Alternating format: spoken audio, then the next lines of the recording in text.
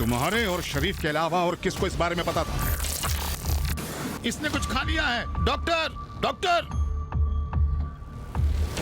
आपने MI6 के agent से मुलाकात की है। सियासी झगड़े का बदला ना लिया जाए।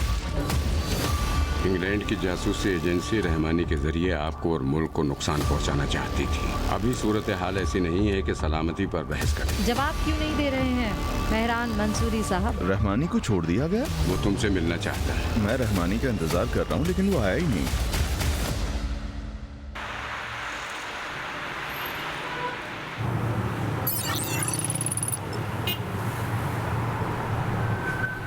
फिक्र ना करो, ये मुलाकात बहुत ही दोस्ताना है। रहमानी साहब, आपको कानून का इतना तो पता होगा कि कानून के दायरे से हटकर मुझसे मिलना और इस तरह का बर्ताव करना जुर्म शुमार होता है और ये चीज़ आपके लिए बहुत महंगी साबित हो सकती है। इसलिए आपको खबरदार करता हूँ कि जल्दी यहाँ से चले जाएं आप। ओह, क्या तुम दोस्ताना मुलाकात का ऐसे ही जवाब दिया करते हो? ये तुम्हारा तरीका है? मोहम्मद साहब, मेरे ख्याल से ये मुलाकात दोस्ताना नहीं है। मैंने अपने सरबराह के हुक्म से आपसे मुलाकात की रजामंदी दी और 2 घंटे से ज़्यादा इंतज़ार किया आपका। अच्छा, तो मुझसे नाराज हो तुम? अगर एक मुलाकात कुछ आगे पीछे हो गई तो इसमें नाराजगी की क्या बात है? हाँ? और सुकून लो। अलबत्ता जैसा तुम्हारा कहना है उसके मुताबिक ये मुलाकात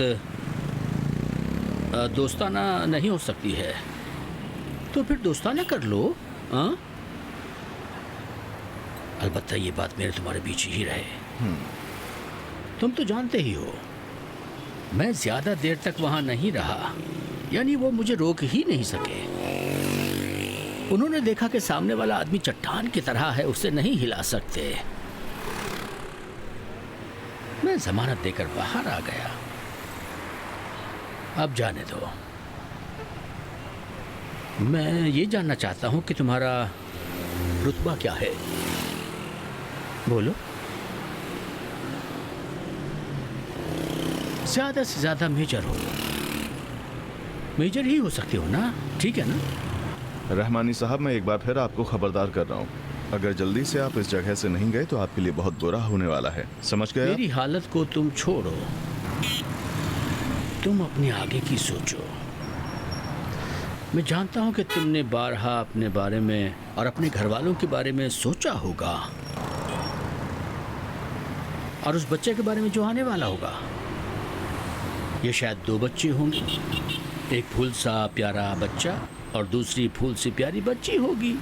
वाह वाह, बहुत खूब, वाह वाह। क्या तुमने कभी सोचा है कि इतनी बढ़ती हुई महंगाई और बुरी इक़्तिसादी हालत में तुम्हारे काम की पोजीशन को देखते हुए तुम्हारे आगे का क्या होगा?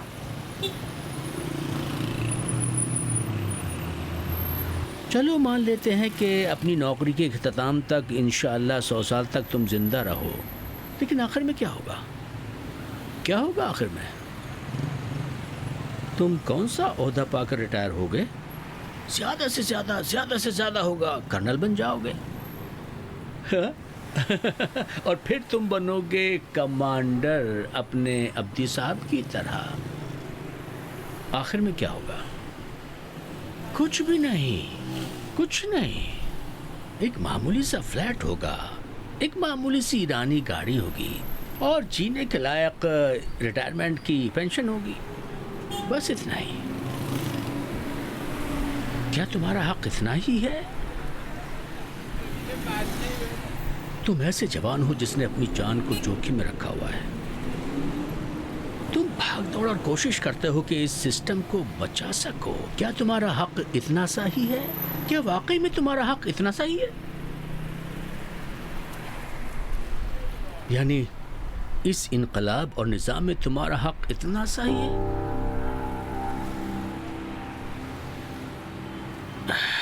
मैं तुम्हारा भला चाहता हूं मेजर। यकीन मानो मैं तुम्हारे हालात समझता हूं। इसीलिए मैं अभी तुम्हारे सामने हूं। भले आदमी, मुझे तुम्हारी मदद करने दो। बस तुम इरादा कर लो, किसी को कुछ पता नहीं चलेगा, इस फर्क के साथ कि तुम अपने मालिक होगे। अपनी इतनी सी तनख्वाह का तुम अपने मुर्दों पर सदका देकर अपने मरने वालों की रूह पर सवाब पहुंचा सकते हो, इससे ज्यादा कुछ नहीं। अपनी दुनिया संवारो, आखिरत मुझ पर छोड़ दो। अगर कोई गुनाह भी होगा वो मेरी गर्दन पर होगा। मैं ऐसा कुछ करूंगा कि तुम्हारे पोते नवाज से ऐश करेंगे। बस इतना बता दो कि कितना लोगे।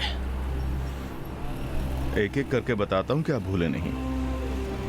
आपकी गलती ये थी कि आपने जो जगह मुकर्रर की थी वहाँ मिलने नहीं आए, जो वक्त मुकर्रर किया था वहाँ नहीं आए और यहाँ सड़क पर मिल रहे हैं। तीसरी गलती ये है कि आप एक इंटेलिजेंस ऑफिसर को रिश्वत देने की कोशिश कर रहे हैं। और चौथी गलती, आपको जो हिदायत दी गई आपने उस पर ध्यान नहीं दिया। याद रहेगा ना?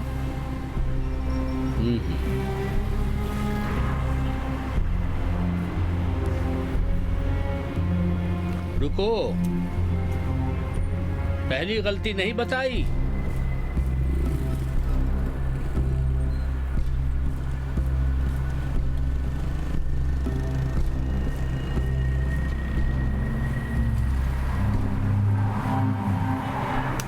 पहली गलती आप खुद हैं। आपके सोचने का तरीका है। हमारे हक के बारे में आपकी सोच है और हमारे हिस्से के बारे में। आप ये कभी नहीं समझेंगे कि अगर हम जान की बाजी लगाते हैं तो ये आवाम के उस हक की वजह से है जो हम पर है, ना कि हम अपना हिस्सा चाहते हैं। पहली गलती आप खुद हैं, खुद आप ही हैं।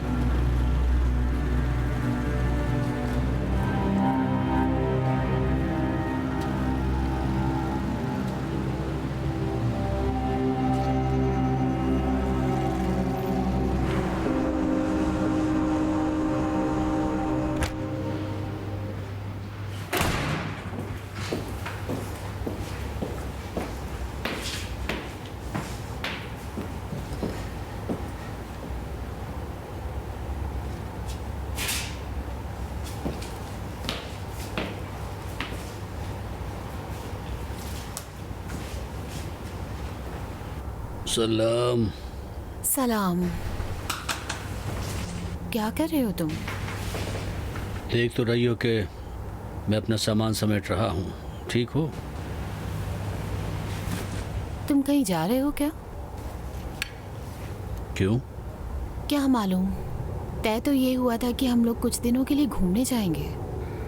वो तो अपनी जगह पर है, मैं जाके वापस आता हूँ, चलेंगे फिर। तुम ठीक तो हो ना? कैसे? कुछ दिनों से बहुत कम बोलते हो, बाहर भी ज्यादा नहीं जाते हो, खाना भी नहीं खाते हो, और अचानक अभी सफर पर जा रहे हो। तुम बिल्कुल बदल से गए हो। मुझे कुछ नहीं हुआ है मीना जान, मैं बस कुछ मसरूफ हूँ। कुछ हुआ है क्या? कैसे इत्तेफाक? मुझ पर काम का दबाव है, तुम तो जानती ही हो। चलो एक काम करते हैं, तुम अपने इस सफर को टाल दो। हम दोनों यहीं कुछ दिनों के लिए सफर पर चलते हैं, यहीं पास में शुमाल में चलते हैं। ठीक है, मैं जाकर वापस आता हूँ, फिर चलेंगे। इस तरह नहीं होगा, इसी हफ्ते चलते हैं। मैं भी आजकल के वाकयात से थक गई हूँ। कैसे वाकयात? मुझे इन्वेस्टिगेशन के लिए ले गए। इन्वेस्टिगेशन? पता नहीं इस अकबरी ने क्या गुल खिलाया है। उन्होंने मुझसे भी पूछा कि इसने कोई गलती की है या नहीं। तुमने मुझसे कुछ बताया क्यों नहीं? मैंने सोचा कि तुम आजकल बिजी हो तो तुम्हें इन बातों में ना उलझाओ।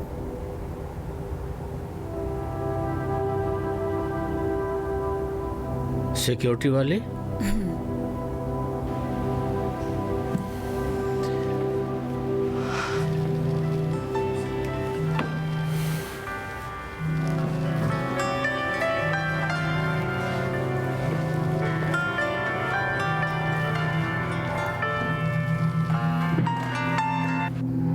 सलाम शार्लोट। सलाम, कैसे हो? ठीक हूँ। शक हो रहा है मुझे, तुम्हारी कोई खबर नहीं है। नहीं, शक कैसा, मैं यही हूँ। उस लिस्ट का क्या हुआ? वो लिस्ट तो मैं तैयार कर रहा हूँ। ठीक है, घर में क्या खबर है? सब ठीक है? हाँ ठीक है, सब ठीक है, लेकिन क्यों? बस ऐसे ही, मैं इंतजार कर रही हूँ, खबर करना। ठीक है ठीक है।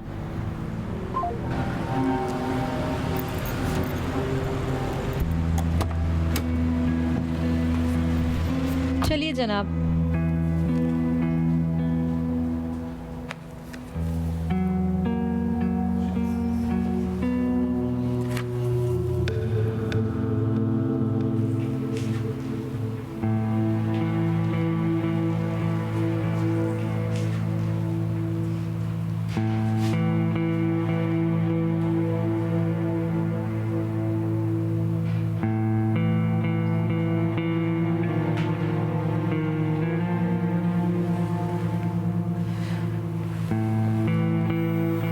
हैदरी साहब, एक मिनट। ये लीजिए।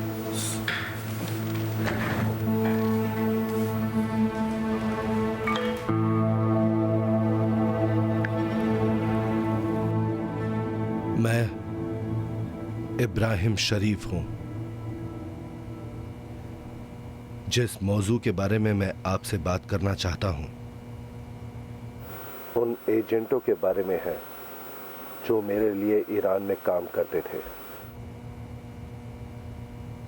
ये ऐसे लोग हैं जो ईरान के अहम सियासी ओहदों पर काम किया करते हैं और ये लोग अहम इंफॉर्मेशन मेरे हवाले किया करते हैं।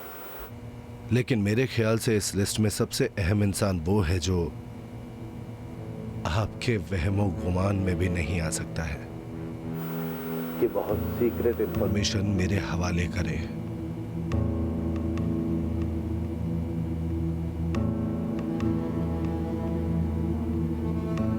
वो आपके इंटेलिजेंस का एक बहुत बड़ा ऑफिसर है। समझे मेरी बात? वो आप ही के इंटेलिजेंस का एक बड़ा ऑफिसर है।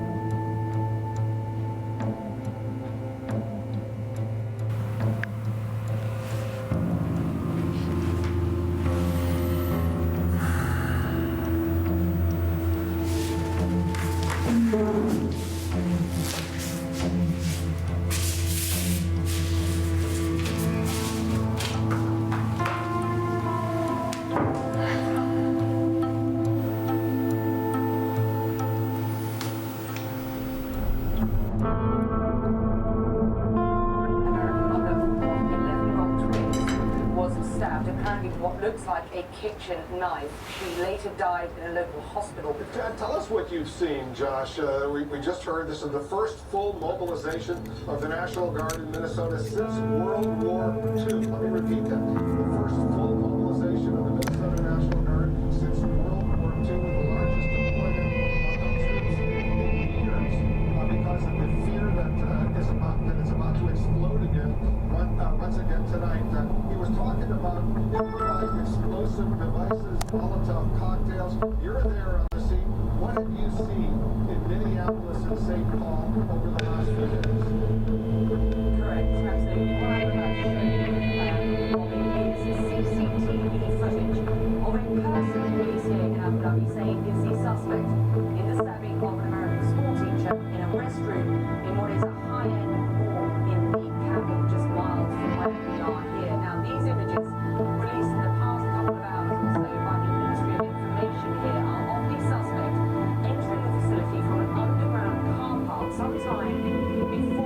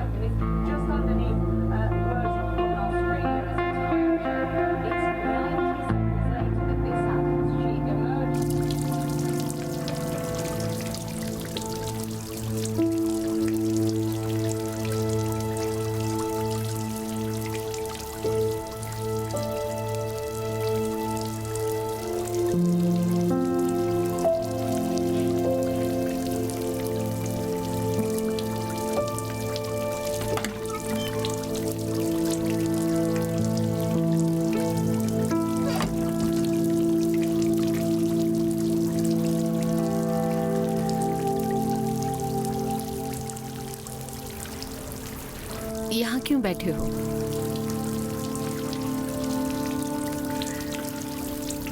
ठंड लग जाएगी बेटा। आप जाग रही हैं? जब साहिबे औलाद होगे तो समझ जाओगे। किस बात को? यही कि जब बच्चे का दिल तड़पता है तो उसके माँ बाप दुनिया के किसी भी कोने में हो वो समझ जाते हैं। क्या तुम उसके बारे में बात करना चाहोगे? नहीं, कोई खास बात नहीं है। तुम्हारी आंखें, बचपन में जब तुमसे कोई गलत बात करता था तो तुम्हारी आंखें सब कुछ बता देती थी। मैंने हमेशा खुद को ये समझाने की कोशिश की है कि लोग क्या कहते हैं और कैसा सलूक करते हैं मेरे साथ। अहम ये है कि मैं क्या कहता हूँ। समझती हूँ मैं। अगर चाय तुम्हारी नींद न उड़ाए तो नीचे आ जाना, चाय तैयार है।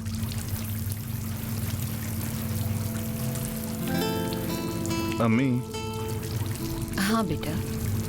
क्या सभी माँ बाप अपने बच्चों की सच्चाई से समझते हैं? सभी लोग इसी तरह से।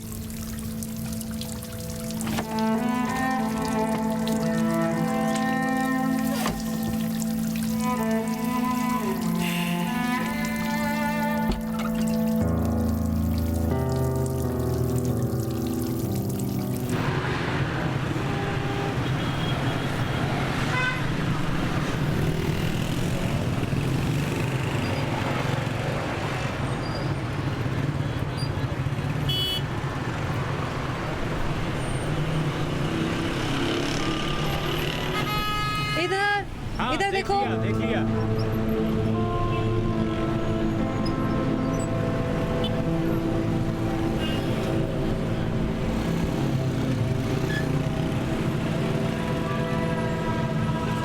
सलाम। सलाम। कब से खड़ी हो? थोड़ी देर हुई, कोई बात नहीं। माफ करना, मुझे पार्लियामेंट में काम था, तफसील से बाद में ठीक है। बताऊंगा। बताओ कहाँ चलें? चलें उसी पुराने वाले रेस्टोरेंट में। वही पुराना वाला रेस्टोरेंट? हाँ, इस तरफ से।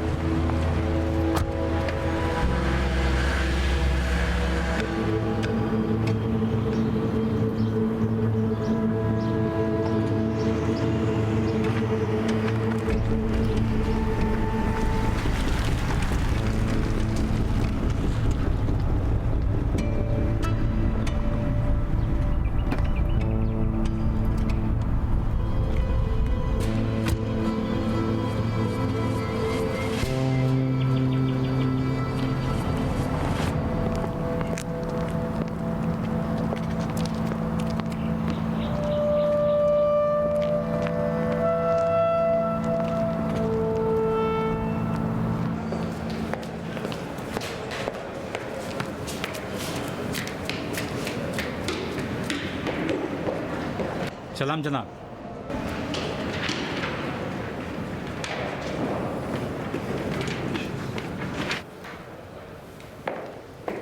सलाम रहमानी साहब, खुश आमदीद। सलाम। मेहरबानी करके उनसे कह दे मैं यहाँ हूँ। माफ़ी चाहता हूँ, क्या आपने उनसे ही बात की थी? क्योंकि मुझे इस बारे में कुछ पता नहीं। नहीं, पहले से वक्त नहीं लिया था, मैं मिलना चाहता हूँ और कुछ नहीं, बहुत ज़रूरी काम है। अफसोस कि अभी वो बहुत मसरूफ़ हैं। आने से पहले आपने इत्तला दे दी होती। मैंने मैसेज किया था लेकिन लगता है उन्होंने मसरूफियात की वजह से देखा नहीं है। आप उन्हें बता दें कि मैं यहाँ हूँ। अभी तो वो मीटिंग में है, आप तशरीफ़ रखिए, मीटिंग ख़त्म होते ही मैं आपको बता दूंगा।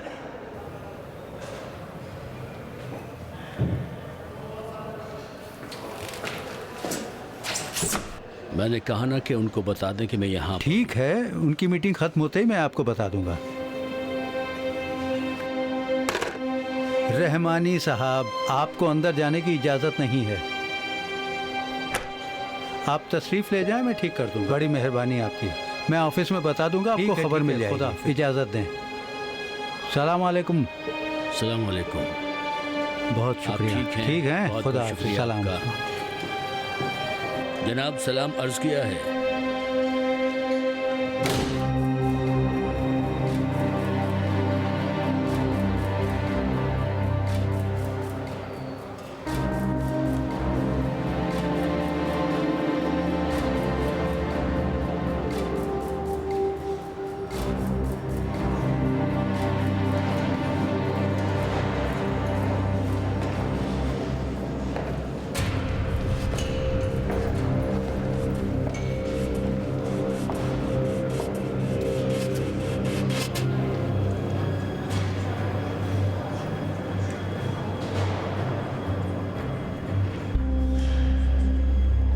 सलाम रहमानी साहब।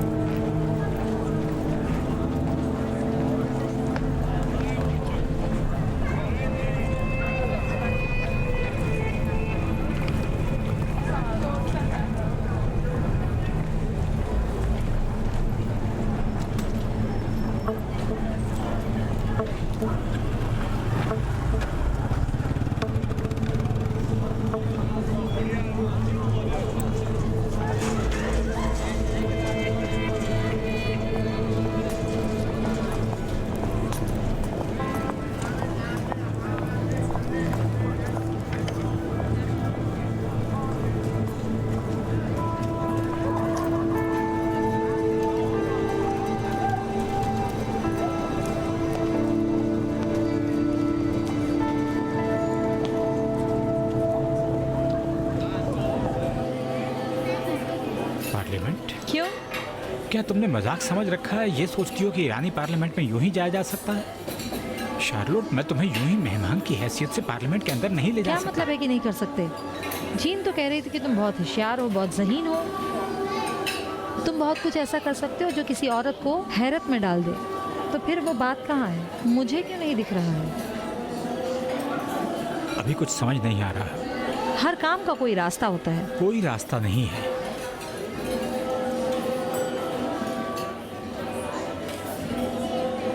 ये बताओ कि तुम अकेले रहते हो?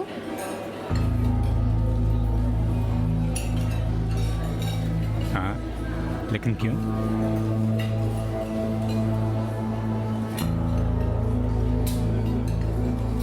इन दो कामों के अलावा भी तुम्हें कुछ अंजाम देना है। इन रिपोर्टर्स को ढूंढ के वो खबरें दे देना जो मैं तुम्हें दे रही हूँ, ताकि वो अपने पेपर्स और न्यूज़ एजेंसियों में छाप दें और इन पर अच्छे से काम करें। और दूसरी बात, जैसे भी हो, इन दो नुमाइंदों को लवासान विला में तुम्हें ही ने बुलाना है।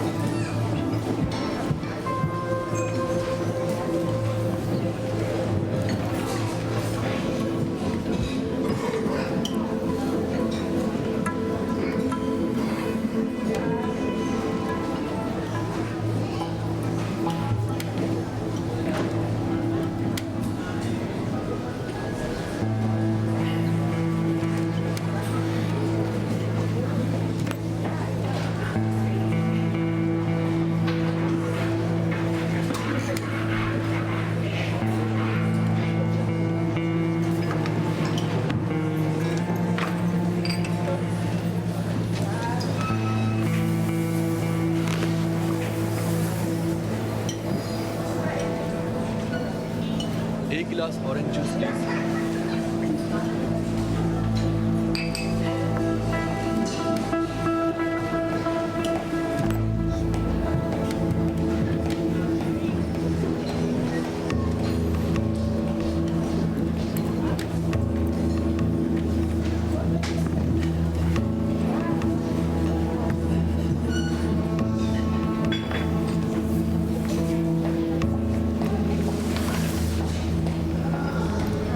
ये लीजिए। शुक्रिया।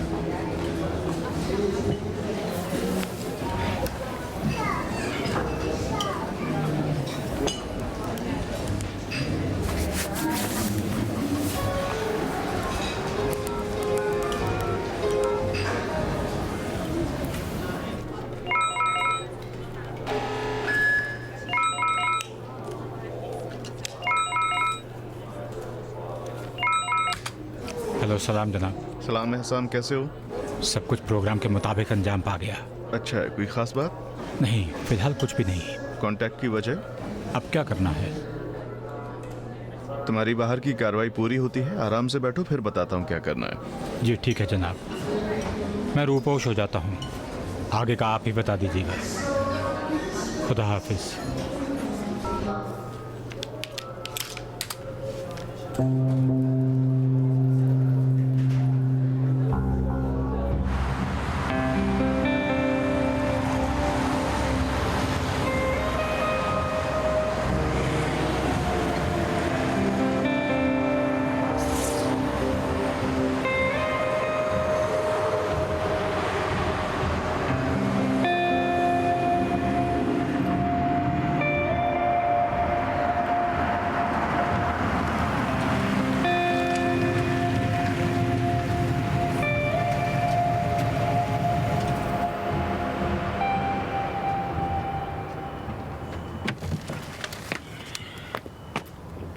सलाम रहमानी साहब।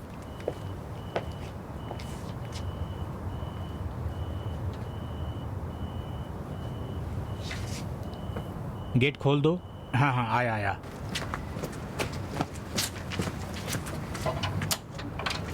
आइए जनाब। सलाम जनाब।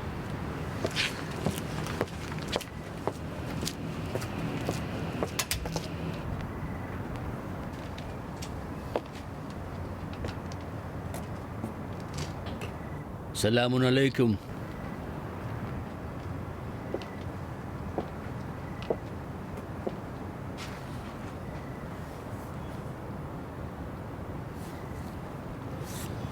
मुलाकात की इजाज़त दी हैरानी है।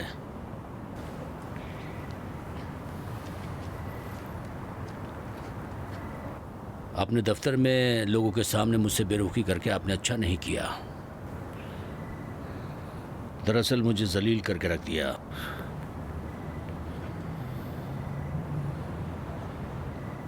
बड़ा खुशनुमा मंजर है, पुरलुत्फ है, और हम यहाँ बेवकूफ़ खड़े हैं। क्यों ऐसा किया गुलाम रजा? क्यों? क्यों क्या? मेरी इज्जत से खिलवाड़ क्यों किया? मैंने?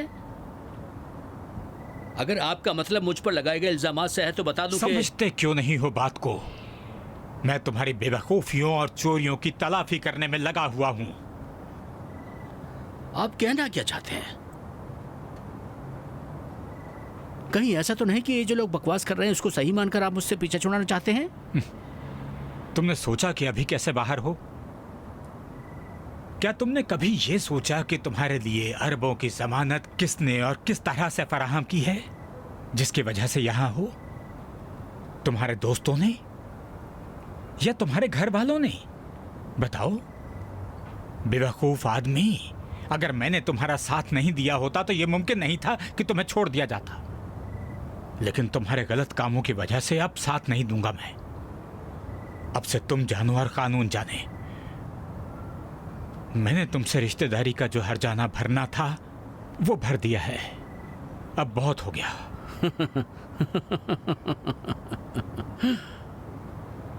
दिलचस्प है।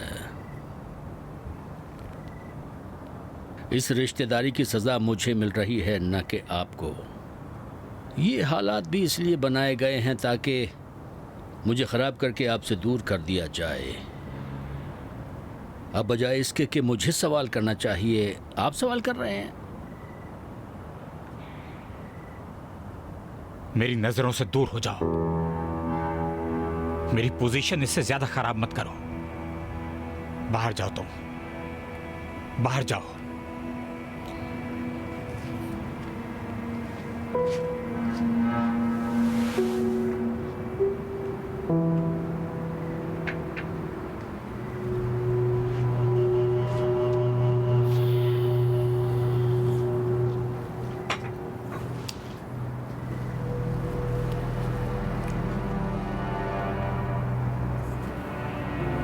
ठीक है।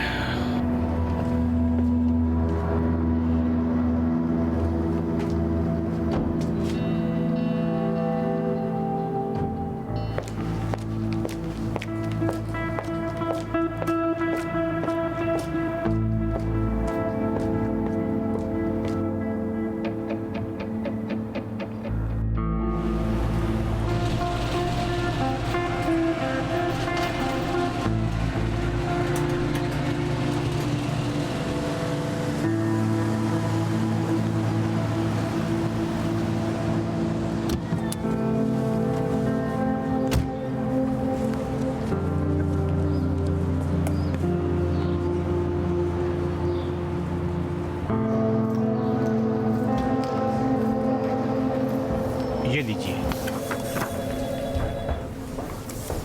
ये भी रखिए। क्या है ये?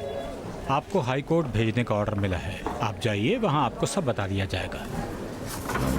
हाई कोर्ट जाना है? जी हाँ। ये लीजिए। बहुत शुक्रिया आपका। इजाजत दें। कोई बात नहीं।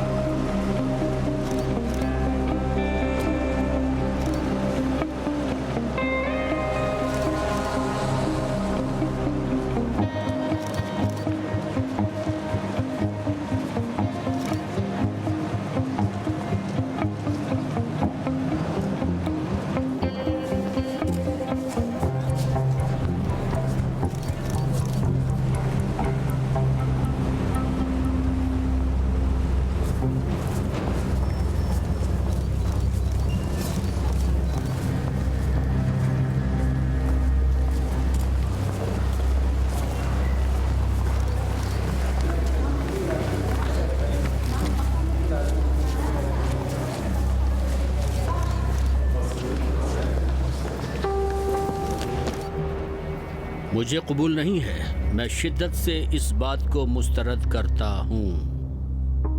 ये मुमकिन नहीं है कि इस मुल्क में कोई इदारा कायम हो और जो उसके आगे सर ताज़ीम खम न करे, उस पर नामतलूब व मुखालिफ और जासूस व दुश्मन और खलल डालने वाला फ़र्द करार देकर मुल्ज़िम ठहराया जाए। मुश्किल ये है कि लोग बुनियादी तौर पर दौलत के मुखालिफ हैं। ये चाहते हैं कि मुल्क मुट्ठी भर भूखों नंगों के हाथ में चला जाए। क्या ये समझदारी है? ये कोई काम हुआ? जज साहब, मेरा जुर्म यह है कि मेरे पास इख्तिसादी पावर है, मुझ में बाजार की पेशबीनी की सलाहियत है और मैं अंदाज़ा लगा सकता हूँ कि दुनिया में कोई भी इख्तिसादी वाक़या या तब्दीली रूनुमा होती है, उसका अंदाज़ा लगा सकता हूँ। क्या ये जुर्म है? आप बताइए, क्या ये जुर्म है? मैं इस मुल्क के बहुत से भरोसेमंद इदारों में सलाहकार रहा हूँ, मशवरा देता हूँ और अभी भी हूँ। इस मुल्क में कोई मेरी खिदमत की बात क्यों नहीं करता? यूं ही तो नहीं हो सकता ना कि सिर्फ इल्जाम पर इल्जाम लगाया जाए। वस्सलाम। इन लोगों ने बहुत बुरा खेल शुरू किया है। जरूरी नहीं कि जो शुरू करे वही जीतने वाला हो, इसलिए खबरदार करता हूं कि शेर के दुम से खिलवाड़ ना करें। तमाम हो गया जनाब, अपने दिफा में और कुछ नहीं कहना है? जो कहना था मुझे कह दिया, वही काफी है। आप तशरीफ रखिए। कोर्ट के सरकारी वकील साहब, अपनी बात को मुकम्मल करने के लिए डाइस पर तशरीफ लाएं।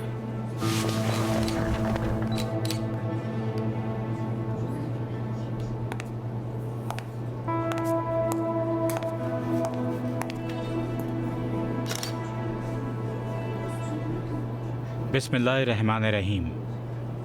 मोहतरम जज साहब और अदलिया के दीगर जिम्मेदार हजरात की इजाज़त से अपनी गुफ्तगू के आगाज़ में ये याद दहानी कराना ज़रूरी समझता हूँ कि माली और इक़्तिसादी बदउन्मानी मुआशरे के अंदर मुफलिसी और नाइंसाफ़ी और तबक़ाती इख्तलाफ की शायद असल वजह हो सकती है, और इसी तरह बदनज़मी का बाइस भी। इस इक़्तिसादी बदउन्मानी के नतीजे में मुआशरे में कुछ मादूद लोगों की दौलत में इजाफे और पैदावार में कमी हो सकती है। उन गिने चुने लोगों में मुफ्त हाथ लगी दौलत की वजह से बेजा और गलत ताकत का मारज़े वजूद में आना लाजमी और फितरी है। इसमें कोई शक नहीं है कि इस गैर मतलूब ताकत और दौलत का यकजा होना इस इस्लामी निज़ाम के पैकर पर कारी चोट पहुंचाने के मुतरादिफ है कि जिसकी बुनियाद इंसाफ और इलाही कदरों पर रखी गई है। रहमानी साहब, आपने अपनी गुफ्तगू के दौरान ईरान और ईरानी कौम की खिदमत का दावा किया है। क्या आप बताएंगे कि आपने क्या खिदमत अंजाम दी हैं? क्या इसके अलावा और कुछ था कि आपने रिश्वत लेकर, अलबत्ता जिसे कि आपने गिफ्ट का नाम दिया, आपने मिठाई के नाम पर रिश्वत लेकर इस मुल्क के मुख्तलिफ इक़्तिसादी शोबों में अपने मफादात को मद्देनजर रखा और उनसे फ़ायदा उठाया? इस सिलसिले में सारे मोतबर सबूत पेश किए जा चुके हैं। मुल्क के अहम इक़्तिसादी शोबों में आपके दबाव और जोर ज़बरदस्ती के जरिए सलाहियत से आरी लोगों की तकर्रुरी की वजह से मुल्क की मईशत और स्टॉक एक्सचेंज, नीज करेंसी और सोने के बाजार में बहुत ही खतरनाक नताइज का सामना करना पड़ा है। आपने रिश्वत लेकर मुल्क के बहुत से इक़्तिसादी इदारों और कारखानों को तबाह बर्बाद और कमजोर और नाकारा बना दिया है। आपने ममलकती ओहदेदारों से रिश्तेदारी का गलत फायदा उठाते हुए इस मुल्क और इसके अवाम की इक़्तिसादियात को तबाही के दहाने पर ला खड़ा किया है, जिसकी तफसील बयान करना मुश्किल है। आपके खिलाफ ऐसे ठोस सबूत अदलिया को पेश किए गए हैं जिनसे बाआसानी ये बात साबित होती है कि आप और आपके हम ख्याल लोगों ने अवामी रोजगार के खिलाफ अदीमुल मिसाल तबाही मचाई है। जज साहब, ये जनाब बदउन्मान और मुफसिद लोगों के दरमियान उनके इक़्तिसादी मसाइल के हल और रिश्वत सतानी, बेईमानी और आवाम के हक पसंद मुतालबात के सितमगर के उन्मान से मरकजी हैसियत रखते हैं। ये बड़ी बेशर्मी से खुद पर लगाए गए इल्ज़ामात को मुस्तरद करते हैं और ये जनाब अदालत को शेर के जबड़े में हाथ ना डालने की धमकी देते हैं, जबकि आप ही लोग आज के मुआशरे में इक़्तिसादी बदहाली और उसकी कमजोरी का मूजिब हैं। रहमानी साहब, ये आपके कारनामे हैं। अगर कोई खराब करने का इरादा रखता हो तो मेरा अंदाजा सही है। शार्लोट ने MI6 को खबर दी है कि वो वीजा के बहाने कई लोगों से मिल चुकी है जिनसे वो मिलना चाहती थी। उन्हें एहसास होना चाहिए कि वो कौमी काम कर रहे हैं। तुमने सोचा नहीं होगा ना कि कभी हमारी मुलाकात होगी? उसी तरह जैसे तुम नहीं सोच सकते थे कि एक औरत तुम्हारे घर में घुसकर हार्ड डिस्क और बहुत सारी मालूमात को हासिल कर सकती है। वो तो तुम्हारी गिरफ्तारी के लिए मेरी तरफ से गिफ्ट था।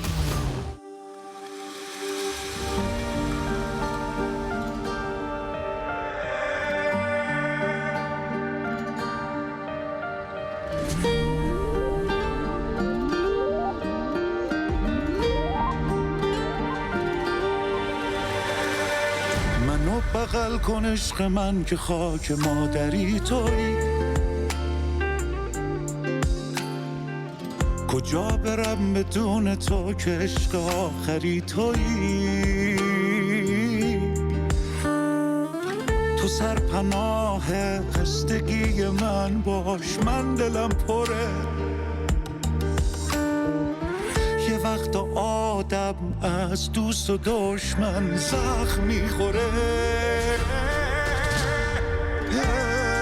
عشق به خاکت فرقی با مادر نداره. خاک یه آتیشه که خاکستر نداره. چه کوهایی نذاشتن رو سر این خونه خاکستر بباره.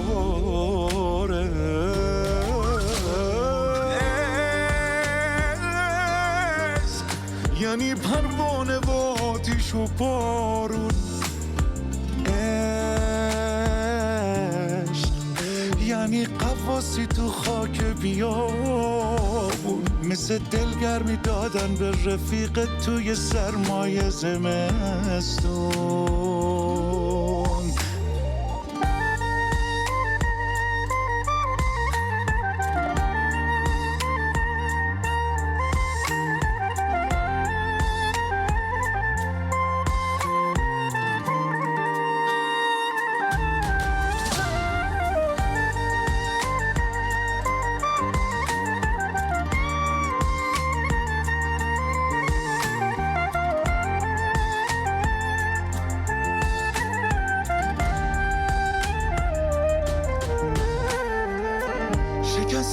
شکست پنهون نیست. گذشتن از گذشته آسون نیست. جواب تشنگی که بارون نیست. عشق به خاکت فرقی با مادر نداره. خاک یه آتیشه که خاکستر نداره. چه کوهایی نذاشتن رو سر این خونه خاکستر بباره.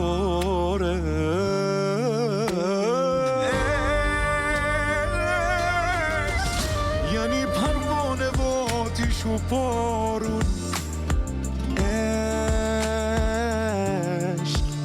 یعنی قواسی تو خاک بیابون. مثل دلگرمی دادن به رفیق توی سرمایه زمستون.